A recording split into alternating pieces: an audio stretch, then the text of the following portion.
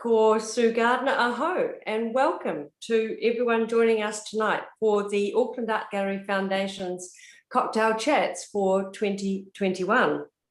It's our second year of artist interviews, where curator Mary Kisler and I talk to artists about their work and their lives.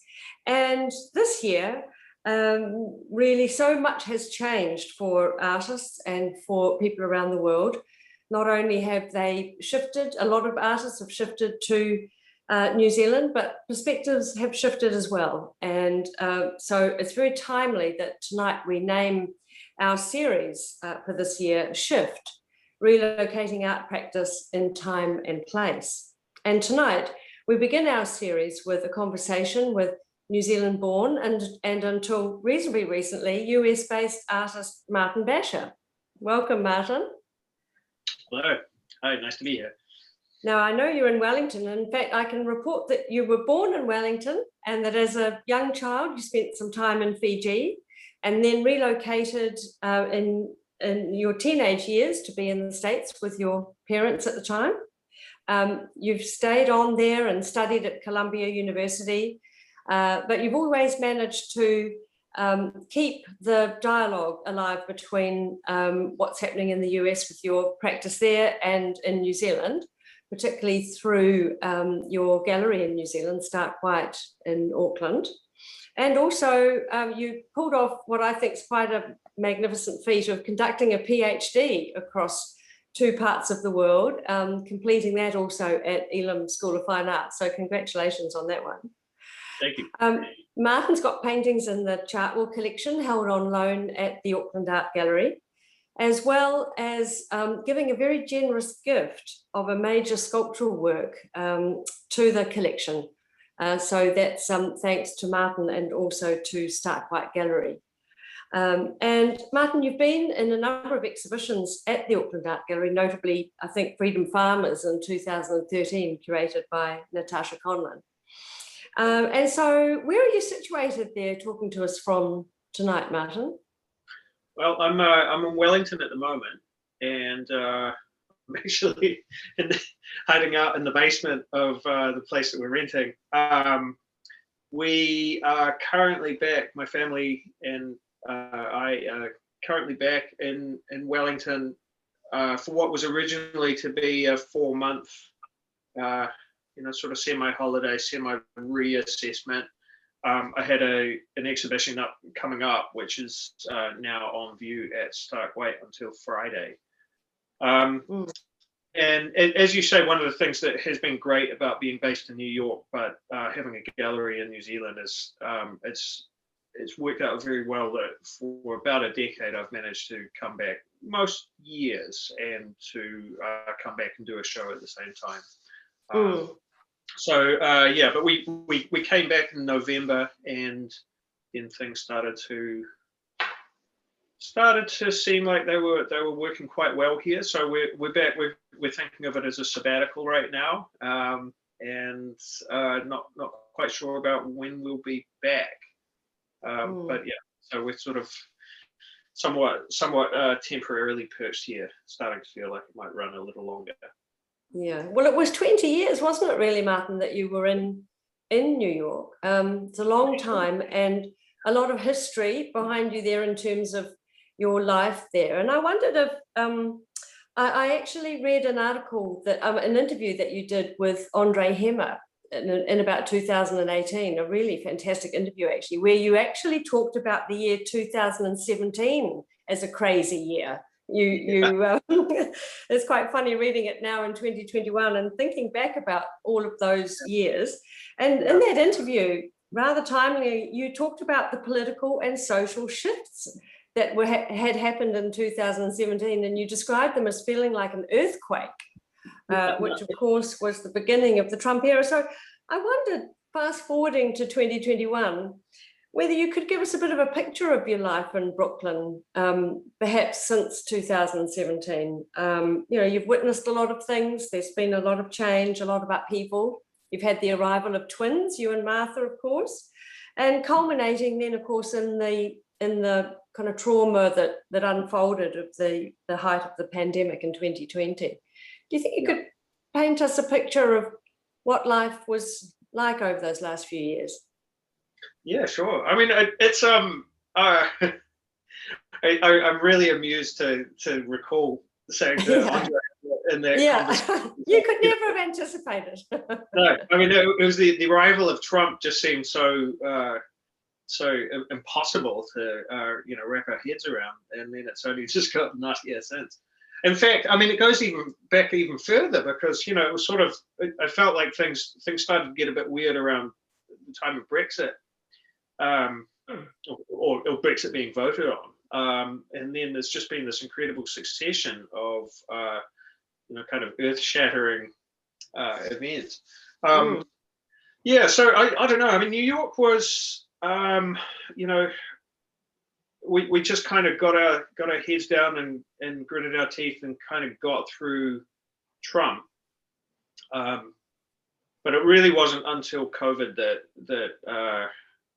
I think things started to feel like they were getting a bit past what we could manage. Yeah, we have a very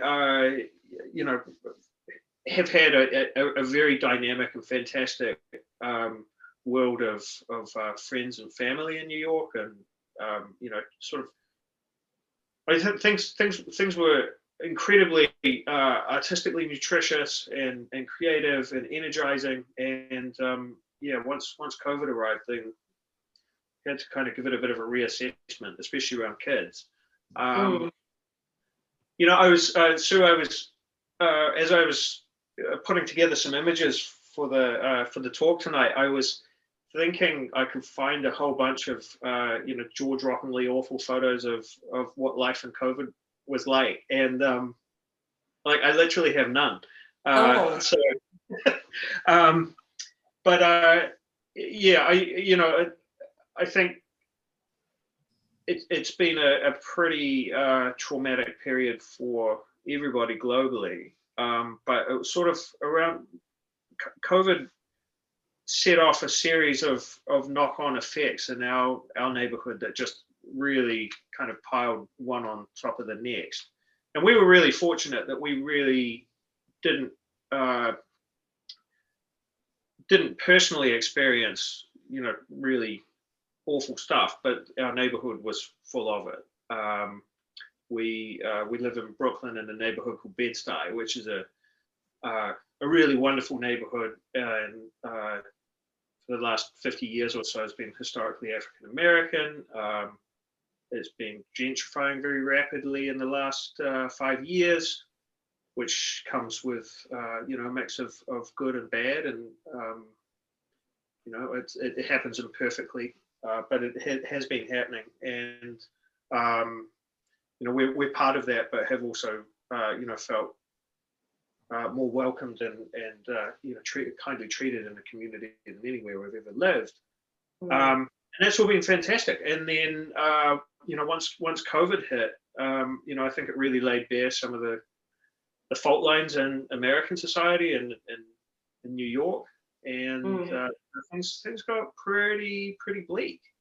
So the first 3 or 4 months of COVID, everybody just got their heads down. It was just shock, like it was everywhere else in the world. But then once the summer hit, there was just trying to think what the order of events were, but Black Lives Matter, was an enormous earth-shattering event in concert with COVID, and it was highly overdue, and a very important thing to happen. Now, a lot of it happened around our neighborhood, and we're very much in favor of all of it. But it was pretty hairy to have little kids. You'd open the windows and there'd be tear gas come through your windows, and everybody's eyes would be burning. Oh my goodness! The local police station had police cars burning outside. Incredibly heavy-handed police behavior. And I don't know. So things started to get a bit unhinged, and there's a lot of. I think that in New York in particular, a lot of people cooped up in small apartments, not a lot to do, and some pretty weird behavior shaking out from that, including just horrendous fireworks. I think the fireworks that was supposed to be the kind of things that you might have in a small town for a little league game or that kind of thing were suddenly available on the domestic black market because they weren't happening for public events. And so it got to the point where you'd have a fireworks, the sort of fireworks that would potentially kill you going off on the street 12 hours a day, sometimes longer, after until 3 in the morning.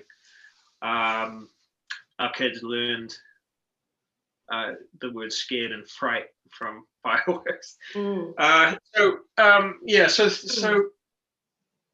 basically after that, it was summertime when we got out of town. And so as I was putting together these photos, what we actually found was that, or what we found from COVID was once we got out of town, it was stressful, but we were able to get to the country and it was idyllic and comparatively quite calm. Yeah. So it wasn't entirely awful. But you had that property up in upstate New York, don't you? Which is a rural property. I do. I'm just actually going to show you some pictures. I feel kind of a little ashamed to be sharing these and saying that this is my COVID experience because it's would be a welcome spot to be after you're talking about a lot of violence and conflict in your neighborhood. Yeah. Now, can you tell me, am I moving through the photos? Are you able to see them? Yes, yeah, we can. Wow. Okay. Have you built this property there, Martin? Yeah, so this is an off-grid thing that I built over the last 5 years. One of the great things around New York is that there are pockets of land that are quite cheap. And so we built it. Wow. Oh gosh. Yeah. So this was nice, and I've as I say, it sort of it feels almost obscene that this was actually how. Oh goodness me! There's Martin. Right. Yeah, but Martin, when you think about it, the contrast to you talked to me about your local playground where there were sort of gunshots and things happening around and children's playgrounds and. It's that sort of intensity of contrast when you think about your rural spot as well, that you feel those differences much more acutely because of this incredible tension that I suppose that you're experiencing the whole time. I think that's what probably has happened to everyone around the world. I mean, a year ago we were doing these cocktail chats, we really were in proper lockdown, and there's a strange tension between kind of enjoying the remoteness, the sense of isolation, but at the same time, as you say, even now you're expressing a sort of a sense of embarrassment about the fact that was there. I think everyone feels like that to some extent when you're trying to deal with these kinds of things. So, I mean, you had things that were kind of falling apart, as you say. So what kind of decisions did you have to make? You might have thought, well, we can't stay in the upstate cabin there. You had lives to plan, it becomes complicated. So what was your next sort of decision at that point? Well, I mean, it's tricky. The very fabric of the country was pulling apart. Our upstate voting district went for Trump like 85%. So there's a real contrast with, in the city it was, progressive values, Black Lives Matter, a really strong, pro-COVID get together and beat this kind of attitude. And then up in the country, it was, Trump rallies. Right. You go for a drive and you'd get stuck in this thing to be 500-600 pickup trucks in a row flying American flags. And so we can only be up there so long because it's completely off grid. Right. Yeah. We don't have internet up there or anything. Yeah. We were there for on and off for most of the summer. We did keep working. I was very fortunate to get some funding support from Creative New Zealand, which kind of took me through a little bit of a sales lean patch. And I had a show with my LA gallery that originally had been pegged for May and then got pushed back. I think we opened in September. So I was keeping pretty busy, and But then the 4 months, the 4 months in New Zealand at that point certainly seemed an attractive proposition. You've got family in Wellington, and so you brought your little ones over and ended up in coming to terms with what the day you said something really interesting to me. You said it was like just a license to be, and that you were there, that you felt you had some breathing room to kind of just assess what was happening. Very much. In your early kind of arrival in Wellington, what were some of the I've heard people describe that if they come from an area with great complications and difficulties and come to New Zealand, it's actually that once you're in New Zealand that you sort of realize what sort of level of tension and stress you had been living under for such a long time. Yeah, I mean, there was just so much coming at us in the States, and particularly managing little kids. Our twin daughters are almost 3 now, so they were 2.5. You just get your head down and you don't process. You just keep moving. So we got back to New Zealand, and I think there was quite a sense of shell shock coming through. We also we've also been amazingly fortunate to have arrived, and we're staying in the Airfield complex in Kandala in Wellington. Sprawling down the hill.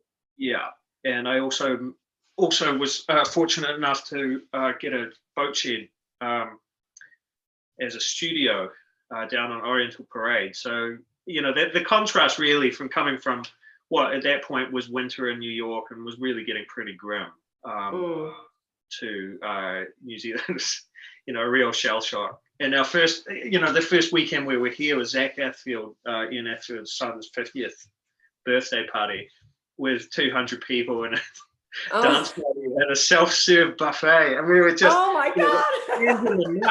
We were just like, Martha and I couldn't believe what was happening. We were just like, oh my god, this is crazy.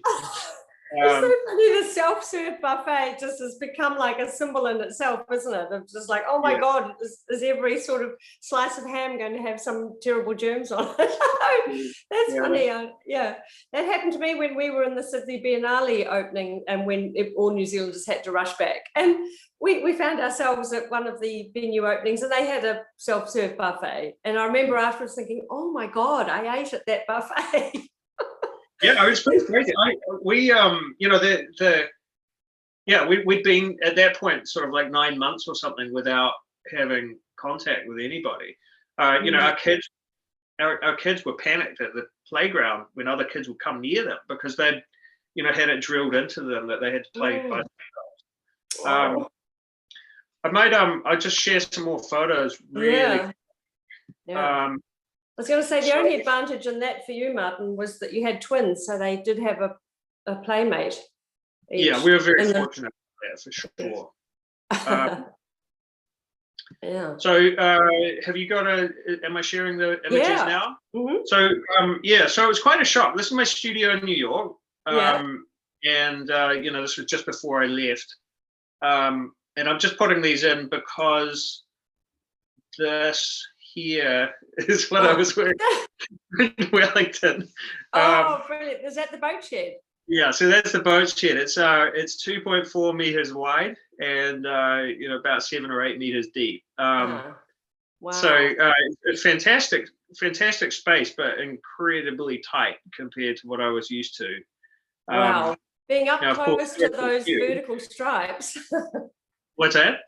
Being up close to those very powerful vertical stripes. Yeah, Only 2 meters away. pretty intense.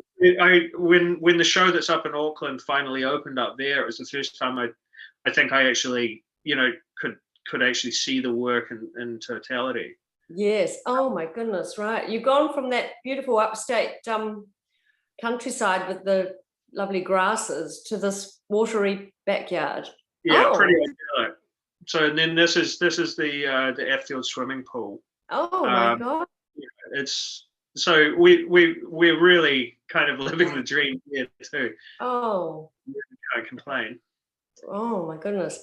That's why you were saying that when we were doing our Wi-Fi test, that in some of those rooms, because they're solid concrete walls, Yeah, the internet was a bit dodgy. yeah, exactly.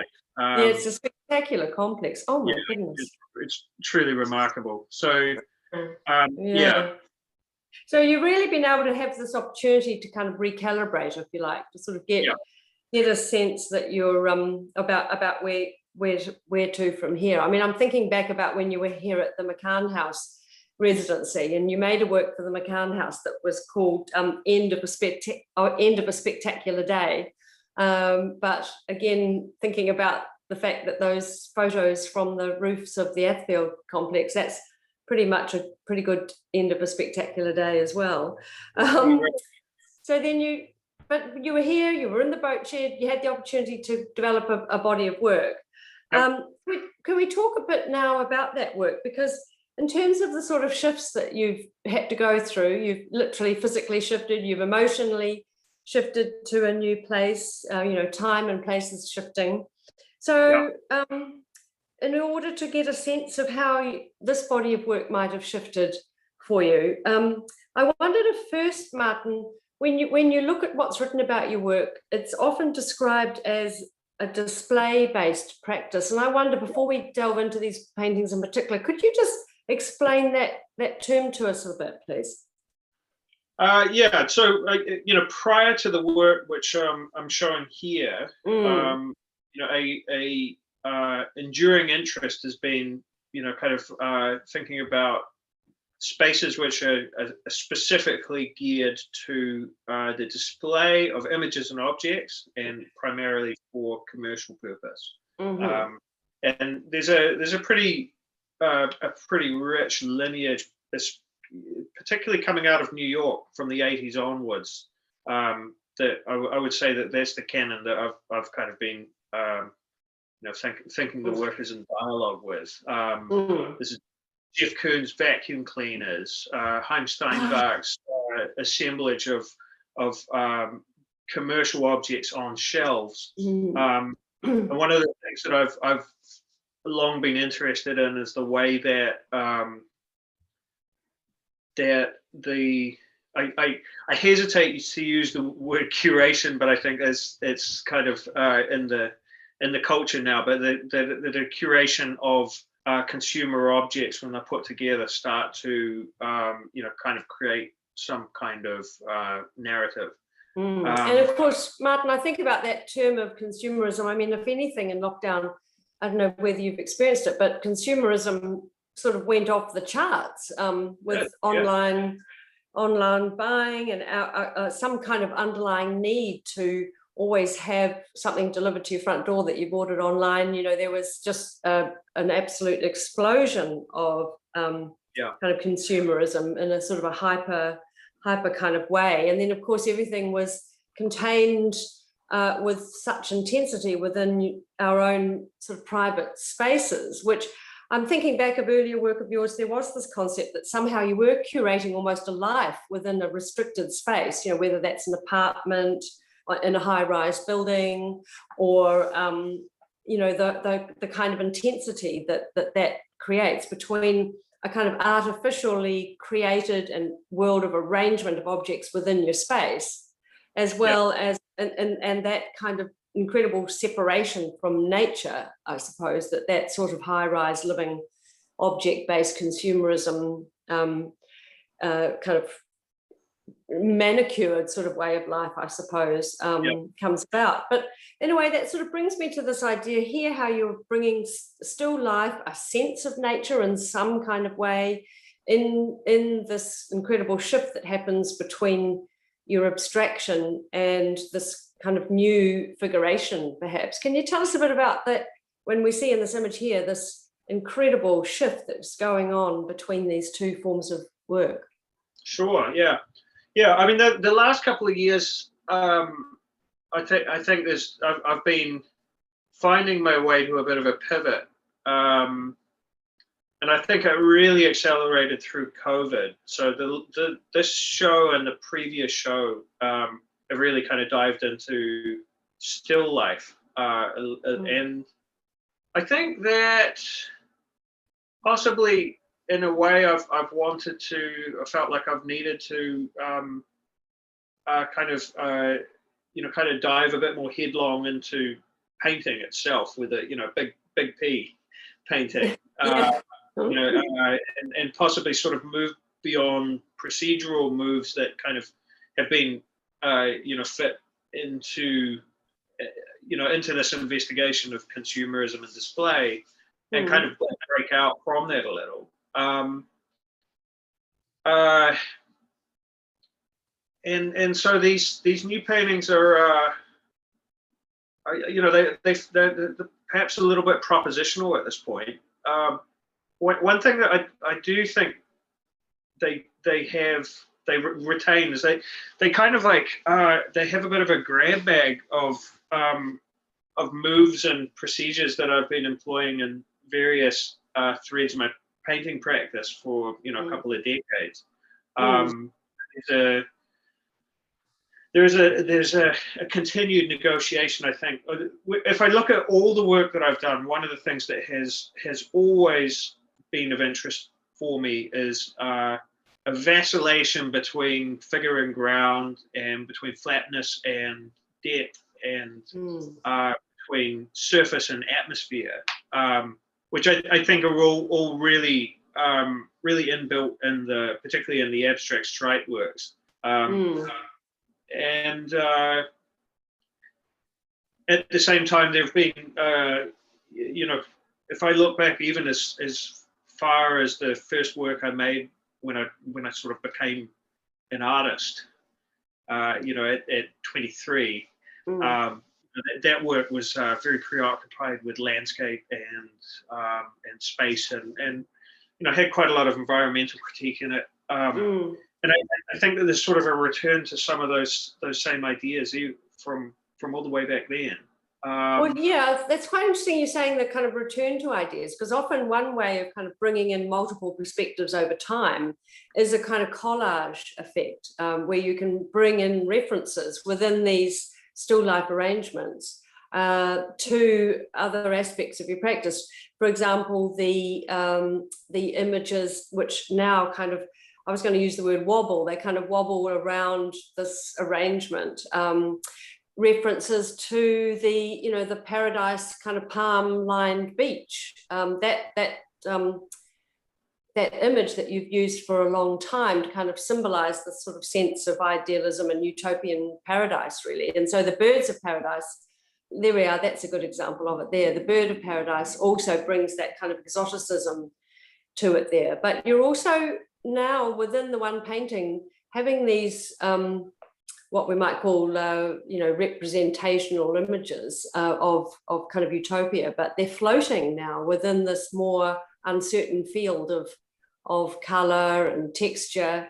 And again, we just don't know whether anything's real or what's happening. And I think in a way there, on that image we're seeing there, we're getting a little glimpse of the circle, which looks to me like a kind of a wood finish, as if it's I think of a natural Kauri floor, but I have a feeling this is some sort of veneer reference again to what's artificial and what's natural going on in these compositions.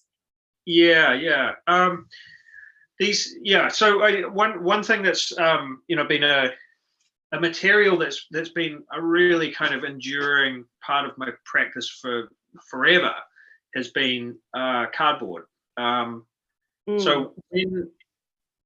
when I make one of the abstract works on canvas, I produce a lot of mask that I'm pulling off. I essentially have to paint the painting twice with 50% of it masked off at a time. And when I pull all that off, I've been making these second works, which are a tape applied to cardboard. You can see the edge with the tape stuck on. And in a way, in the sort of turgid world of my brain, I've been thinking about like that cardboard as being another one of these sort of connective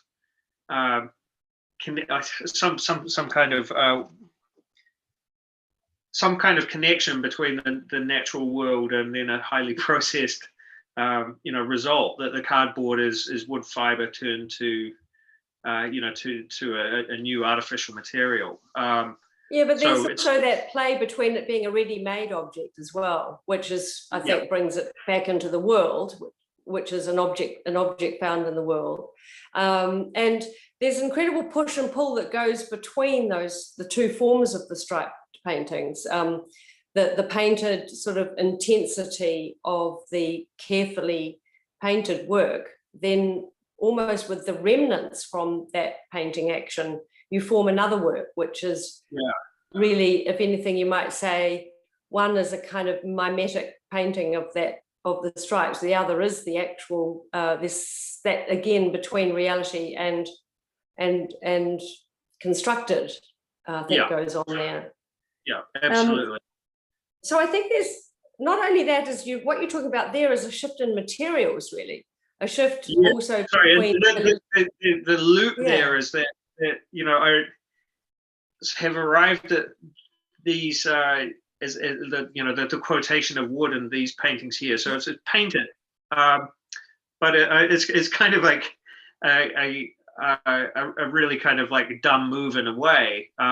These paintings are very manual in the way that I make them. I don't have a laser cutter, or I don't have a vinyl plotter or anything. So I'm really cutting everything out of like draw liner Duracell type stuff with with a series of like paint cans as my guides. And one of the Duracell prints, which I find really interesting, is this kind of quasi wood finish wood grain, and it's kind of like the thing that you might put on an exercise book or in the bottom of a cutlery drawer. But it makes for a very good cheap masking vinyl. And as I was like building these paintings, that mark of the faux wood kept coming up over and over again as I was just using bits of vinyl to kind of sketch out the compositions, and it seemed kind of appropriate to kind of realize them in paint as well. So they're they are distanced from nature, but again quotational. And so I guess, like, in a way, I think these paintings that they talk about the natural, and they have a very kind of austere Ikebana-esque approach to the natural world, without really jumping in and trying to represent it in its real form. What it makes me think of is that it's a world that it's a kind of utopian but dystopian world at the same time. It's a world we want to be a part of. We want to feel this connection to nature. But if we're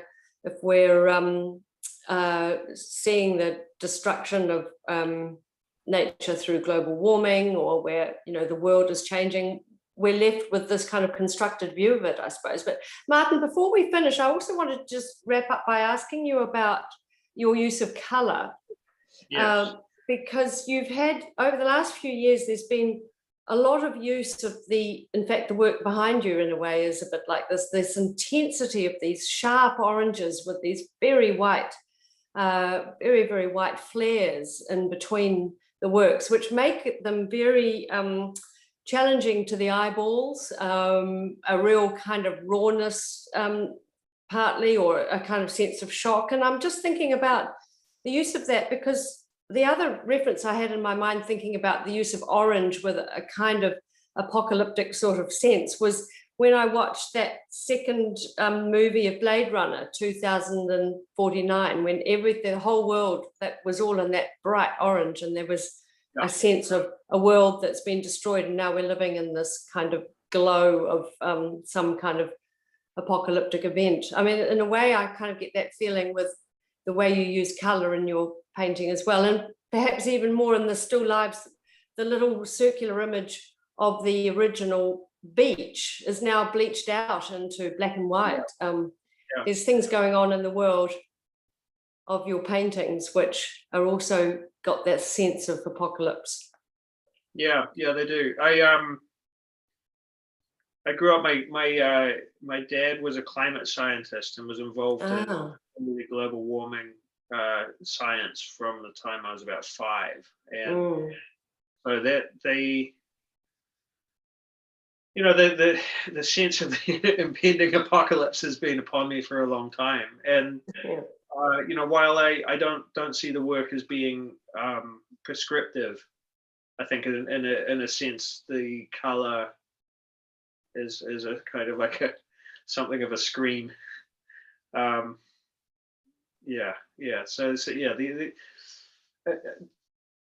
apocalypse perhaps, or just the images are both very kind of still and beautiful, and also kind of agonized a little bit.